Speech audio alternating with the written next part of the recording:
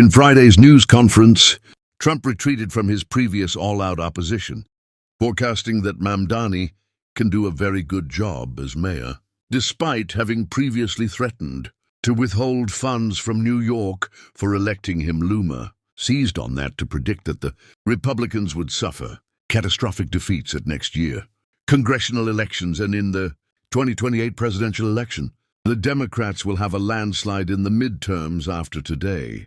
Mamdani is the face of the Democrat Party, she wrote. How will the GOP campaign ahead of 2026 if Mamdani and his policies are now considered rational and good for New York? Elise Stefanik, a member of Congress who is running to be New York State governor next year, had a similar reaction. We all want NYC to succeed, she wrote, but we'll have to agree to disagree on this one. If he walks like a jihadist, if he talks like a jihadist, if he campaigns like a jihadist, if he supports jihadist. In Navernikov, a Republican New York City councilor, wrote that she was disappointed that Trump had Mamdani. We should never kosher a Marxist with jihadist aligned views, she posted. Did we forget that Zoranka Mamdani wants to cease the means of production disproportionately, attacks white neighborhoods, eliminate the anti-terror unit? Did we forget that he refused to condemn globalize the Intifada,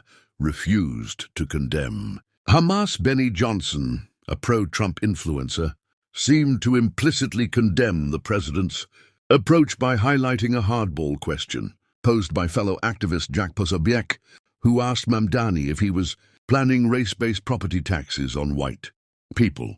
This is how it's done, he wrote, but not all Trump supporters were downcast. Steve Bannon, the former White House strategist, who has praised Mamdani's skills and depicted him as a political threat, suggested Trump was using political subtlety.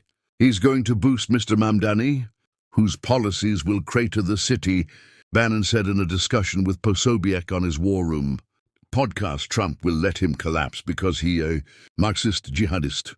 Some Mamdani supporters seemed as disorientated as Trump backers by the show of Harmony Jumani Williams, New York's public advocate and a Democrat, called the meeting pretty shocking. My belief is that it would have went well, just knowing who our mayor is. But I don't think anyone could have expected this, he told Spectrum News NY1.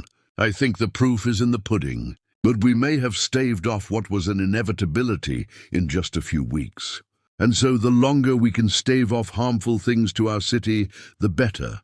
Bill de Blasio, a former Democratic mayor of New York who endorsed Mamdani's candidacy, he said the meeting reflected his own meetings with Trump in the White House. I think Trump has actually a lot of respect for Mamdani. As they say, game respects game, he told CNN. I had this same exact experience. I went to meet with Trump 10 days after the 2016 election.